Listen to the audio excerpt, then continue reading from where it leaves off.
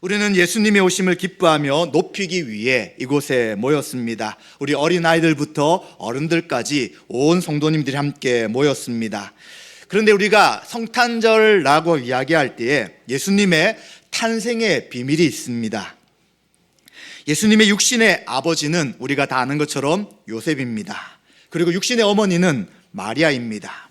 그런데 요셉과 마리아는 그 당시 약혼은 했지만 잠자리를 함께하지 않았습니다. 성경은 어떻게 예수님이 탄생하셨는지를 이렇게 이야기합니다. 바로 성령을 통해 예수님께서 잉태하셨다라고 말씀합니다.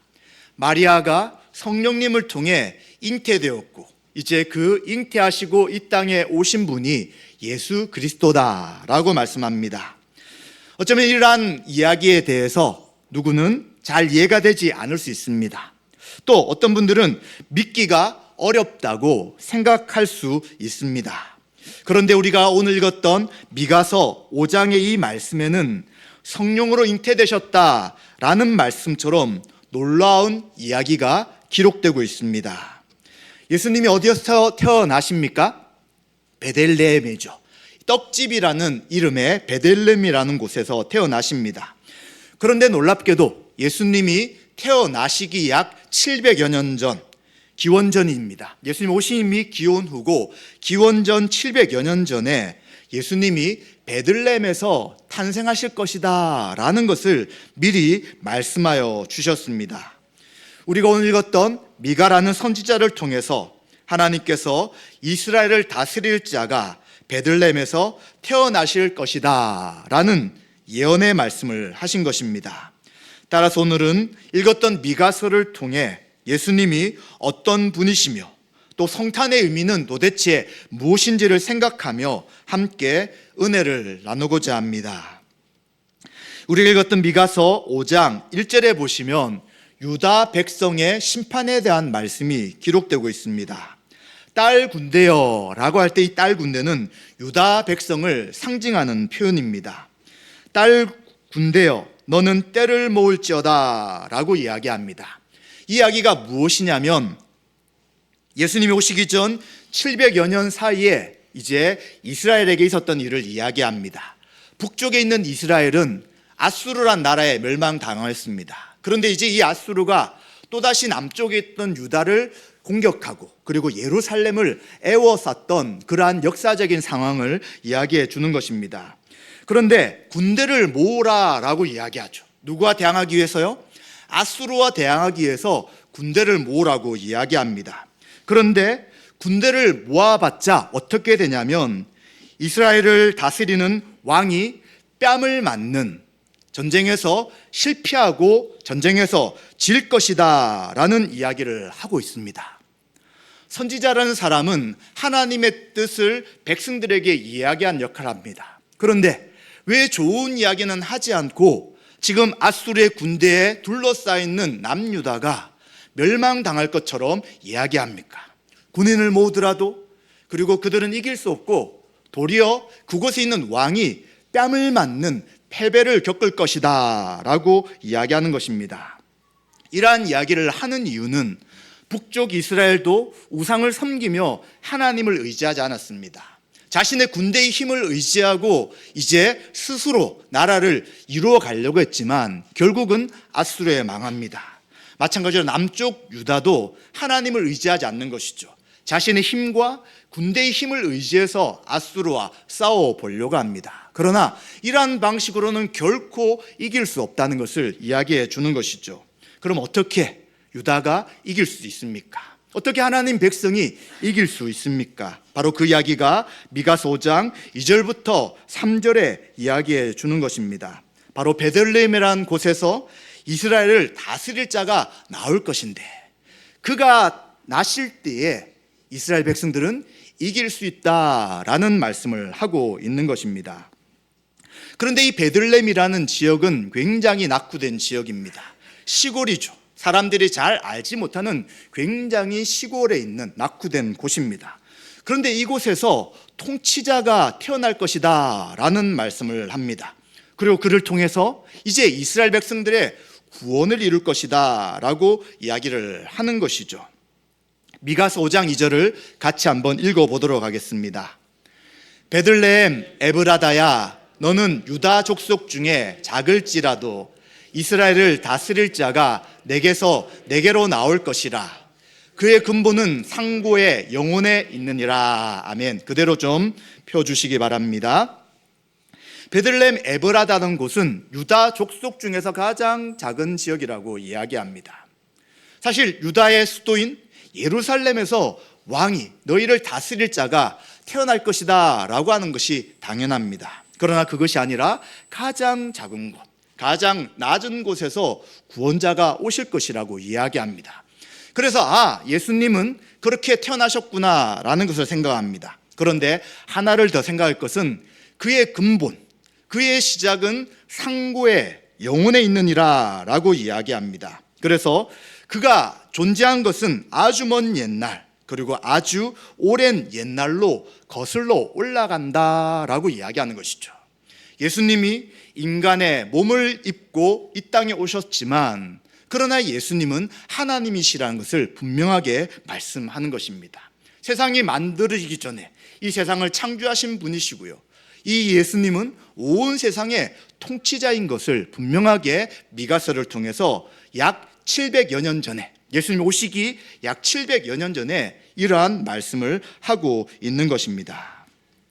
그래서 이 이야기는 결국 이스라엘 백성들은 바벨론에 포로로 잡혀가서 포로의 생활을 하고 큰 고난과 어려움을 당할 것을 이야기합니다. 그런데 포로 생활 이후에 그들은 구원받을 것이고, 그리고 그 중에서 남은 자들이 구원받아 하나님 백성으로서 살아갈 것을 이야기해 주는 것입니다. 그래서 미가가 이야기한 것이 지금 당장 아수르에서 우리를 구원해 주시는 것이 아니라 이제 그 뒤 700여 년 후에 이 땅에 오실 하나님이신 예수 그리스도를 통하여 이제는 이스라엘 백성들뿐만 아니라 온 세상에 있는 사람들을 구원해 주실 것이다 라는 말씀을 해주고 있는 것입니다.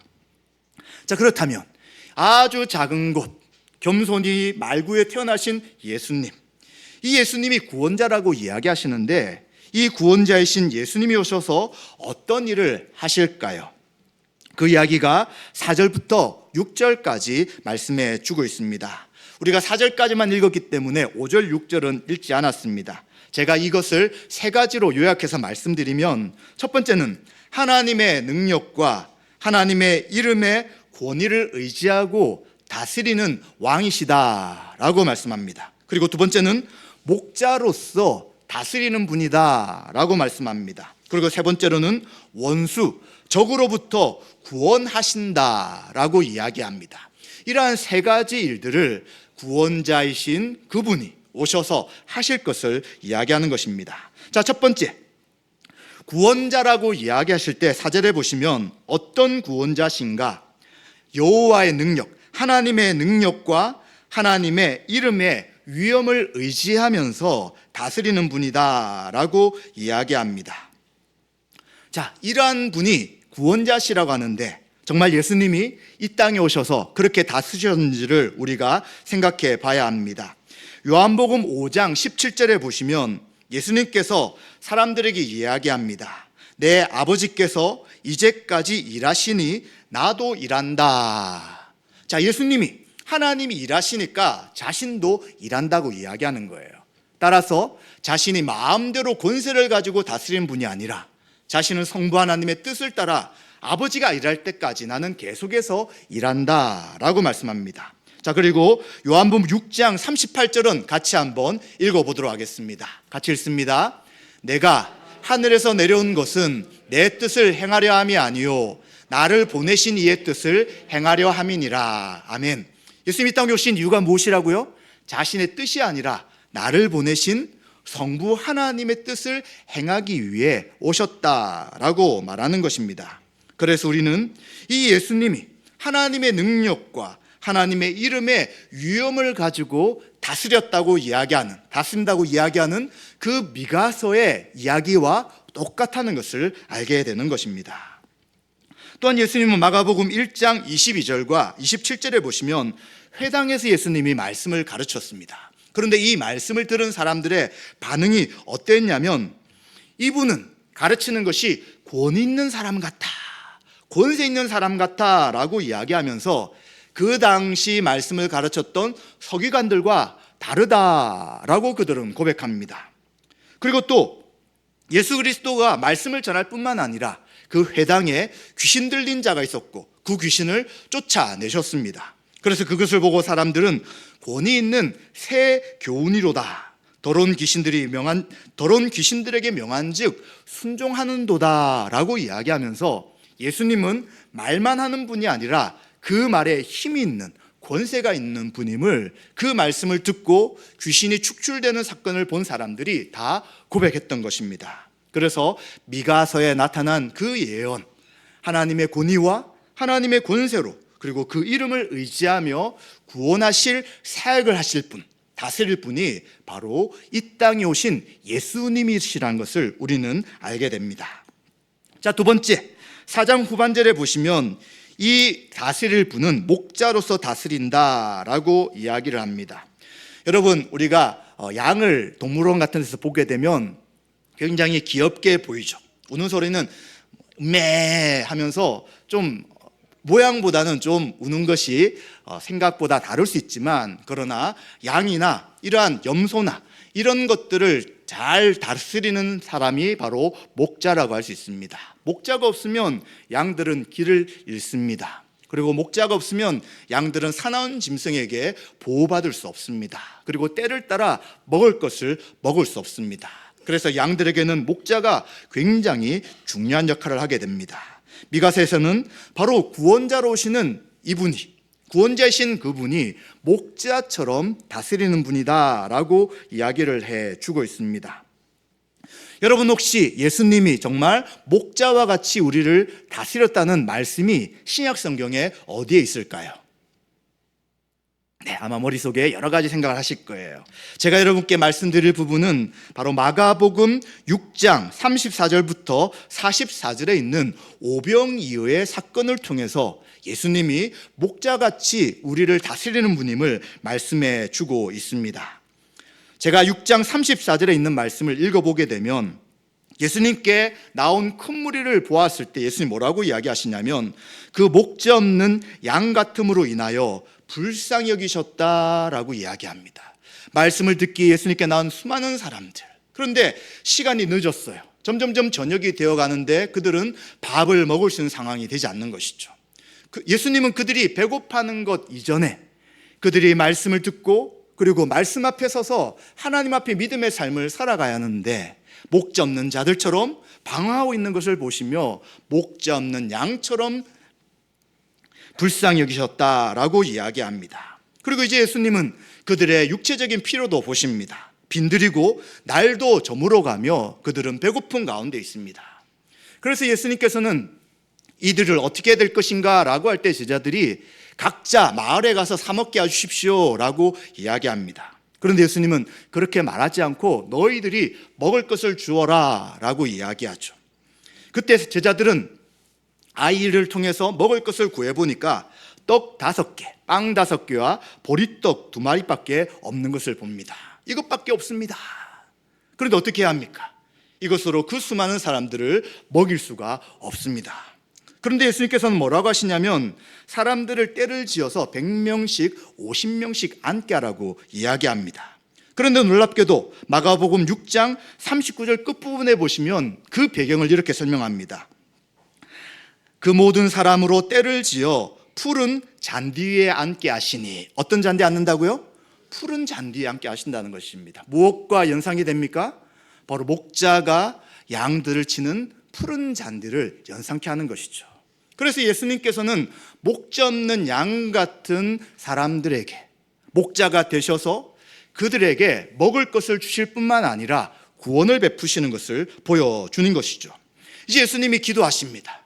놀랍게도 기도하고 제자들이 모여있는 사람들에게 떡과 물고기를 나눠줍니다. 어떻게 됩니까? 계속해서 나눠주게 되는 것이죠. 그래서 42절과 43절에 보면 이 모든 사람들이 배불리 먹었습니다. 아마 한 10명 정도 있었나? 한 50명 정도 있었나? 여러분 생각할 수 있지만 떡을 먹은 남자만 5,000명이었습니다.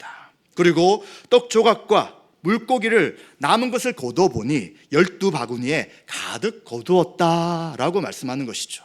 이처럼 예수님은 목재 없는 양 같은 우리들에게 필요한 것을 채우시는 분인 것을 분명하게 보여주는 것입니다. 예수님께서는 하나님의 자녀들에게 영적인 것과 육적인 것을 다 채워주시는 것입니다. 영적인 부분은 바로 우리가 하나님의 백성과 자녀로서의 삶을 살아가도록 우리 죄를 용서하시고 우리를 구원케 하시며 하나님 앞에 날마다 믿음으로 살아가도록 우리의 심령 가운데 은혜를 부어주십니다. 그래서 그리스도 안에 하나님께서 우리에게 부어주신 것이 무엇이냐면 의로움과 평강과 희락, 기쁨이라고 말씀하고 있는 것이죠. 바로 하나님의 백성들인 성도가 누리는 것이 이러한 것임을 이야기합니다. 그러면 예수님이 그냥 영적인 것만 채우시고 육적인 것은 내버려 두실까요? 그러지 않습니다. 주기도문을 보시면 일용할 양식을 위하여 날마다 아버지께 기도하라 라고 말씀합니다. 예수님은 목재 없는 양 같은 우리 한 사람 한 사람에게 영적인 구원뿐만 아니라 물질적인 것, 먹고 사는 것들을 채우시고 이끌어 주신다라고 분명히 말씀해 주십니다. 많이 주시는 것이 아니라 매일매일 살아갈 일용할 양식을 주시기 때문에 하나님 앞에 기도하라라고 말씀해 주는 것입니다. 이처럼 미가서에서 말씀하신 목자처럼 다스리겠다고 하신 그분이 우리가 믿고 있는 예수님이 바로 목재 없는 양 같은 우리들을 먹이시고 입히시는 분임을 성경은 말씀해 주고 있는 것입니다. 그리고 또 한 가지 5절과 6절에 보시면 원수들로부터 그 구원자, 베들레헴에서 나실 그 구원자가 다스릴 것이다, 원수들에게서 해방시켜 주실 것이다 라고 이야기합니다. 그러면서 아수르를 물리칠 것이고요, 그리고 아수르에서 건져낼 뿐만 아니라 니무롯이라는 사람을 통해서 그 아수르에 있는 모든 것에서 해방시켜 주실 것이다 라고 이야기합니다. 성경을 잘 아시는 분은 니무롯의 이야기를 아실 것입니다. 바로 창세기에 시날 평지에 홍수 이후에 탑을 쌓고 대제국을 건설했던 우두머리가 대장이 바로 이 니무롯이란 사람이었습니다. 이 아수르란 나라, 바벨론 나라는 다 그곳에서 시작해서 이제 형성되어 갔던 나라인 것이죠. 그래서 이 땅에 일어나는 수많은 나라가 하나님 백성을 괴롭히고 멸망시키는 그러한 일이 있을지라도 그 구원자가 와서 이 원수를 다 무찌를 것이다 라고 이야기합니다. 자, 그러면 이 약속이 실제 성취되었느냐라고 할 때 실제 성취되지 않았습니다. 아수르에서 이제 북이스라엘 멸망하고요, 아수르를 멸망시킨 바벨론이 또 남쪽 유다도 멸망시킵니다. 그리고 70년 동안 포로로 살다가 이제 그들이 다시 일부의 사람들이 예루살렘으로 돌아오게 되는 것이죠. 그럼 하나님이 선지자를 통해서 거짓말 하신 걸까요? 거짓말이 아니죠. 지금 이 이야기는 그 당시 성취될 것이 아니라 바로 이 땅에 2000년 전에 오신 예수 그리스도를 통하여 하나님의 대적들, 하나님 백성들의 대적을 멸망시키고 하나님 백성들에게 참된 자유를 주실 것에 대해서 미리 이야기하신 것이다 라고 말할 수 있습니다. 그래서 에베소서 2장 14절에 보시면 예수님이 누구시냐, 지금 이 미가서에서도 구원자가 평화로다, 평화를 주실 분이다 라고 이야기하는데, 예수님은 우리의 화평이신지라 둘로 하나를 만드사 원수된 것 곧 중간에 막힌 담을 자기 육체로 허시고 라고 말씀하시는 것이죠. 원수된 것이 무엇이냐? 하나님과 우리가 죄로 인해서 하나님과 원수가 되었습니다. 또 이 죄로 인해 사람과 사람이 원수가 된 것이죠. 이 원수된 것을 예수님이 십자가에서 다 해결해 주셨다라고 말씀합니다. 네, 그리고 골로새서 2장 15절은 같이 한번 읽어보겠습니다. 같이 읽습니다. 통치자들과 권세들을 무력화하여 드러내어 구경거리로 삼으시고 십자가로 그들을 이기셨느니라. 아멘. 하나님과의 관계, 사람과의 관계에 화평을 이루실 뿐만 아니라 통치자들과 권세들을 무력화했다는 것입니다. 여기서 말하는 통치자들과 권세자들은 세상에 있는 사람들을 말하는 것이 아니라 영적인 존재, 사단과 그를 따르는 악한 귀신들을 이야기하는 것입니다. 이들을 무력화시키고요, 그리고 패배자들로서 구경거리가 되게 하시고 십자가로 이긴 것입니다. 예수님의 십자가 사건이 예수님이 실패한 것이 아니라 죄와 사망의 모든 권세를 깨트리신 승리인 것을 이야기해 주는 것이죠. 그래서 이제는 악한 존재들, 더 이상 하나님 백성들을 마음대로 할 수가 없고요, 그들이 죄와 사망의 권세로 다시는 하나님의 백성들을 사로잡을 수 없다는 것을 분명하게 말씀해 주는 것입니다. 바로 이러한 말씀이 미가서에 있던 5장 6절의 말씀이 성취된 것이라고 이야기할 수 있습니다. 히브리서 2장 14절 15절도 같이 한번 읽어보겠습니다. 죽음을 통하여 죽음의 세력을 잡은 자 곧 마귀를 멸하시며 또 죽기를 무서워함으로 한평생 매여 종노릇하는 모든 자들을 놓아주려 하심이니. 아멘. 죽음의 세력을 잡은 자가 바로 마귀라는 것입니다. 그 마귀를 멸하시고요, 이제는 죽기를 무서워하는 모든 사람들 가운데 예수 그리스도를 믿는 자들에게 참된 자유와 그리고 해방을 주셔서 이제 그 악한 존재에게 종노릇하는 것이 아니라 하나님 백성으로 참된 자유를 누릴 수 있도록 하신 것이 바로 미가서에서 말씀하신 한 구원자이신 예수님이 하신 사역이라고 말할 수 있는 것입니다. 자, 여러분, 오늘 예수님이 이 땅에 오신 목적을 세 가지로 말씀드렸습니다. 첫 번째가 무엇입니까? 하나님의 능력과 하나님의 이름의 권위를 가지고 다스리는 분이 예수님이다. 그리고 두 번째는요, 목자로서 다스리는 분으로서 영육간의 피를 채우신 분이 바로 예수님이라는 것을 우리는 알게 되었습니다. 세 번째는요, 죄와 사망의 권세에서 우리를 해방하시고 참된 자유를 주시는 분이 바로 예수님이신 것을 우리는 알게 되었습니다. 여러분, 성탄절이라고 할 때 많은 사람들은 기뻐하고 즐거워하는 시간을 보내는 시간입니다. 그런데 우리는 이 성탄절이 이 땅의 왕으로 오신 예수님을 축하하는 날입니다. 그리고 그 예수님을 믿는 우리 성도들이 그 구원받은 은혜를 감사하며 함께 기뻐하는 날입니다. 더 나아가 예수님 오신 목적을 우리가 분명히 알고 이 목적을 알지 못하는 사람들에게 예수님이 오신 이유를 분명하게 전하는 그러한 것이 바로 성탄이 되어야 될 것입니다. 오늘 성탄을 살아가는 하루의 삶 속에서 이러한 예수님이 이 땅에 오신 목적을 분명히 알고 하나님 앞에 영광 돌리며 살아가시는 저와 여러분 되시기를 주님의 이름으로 축원드립니다.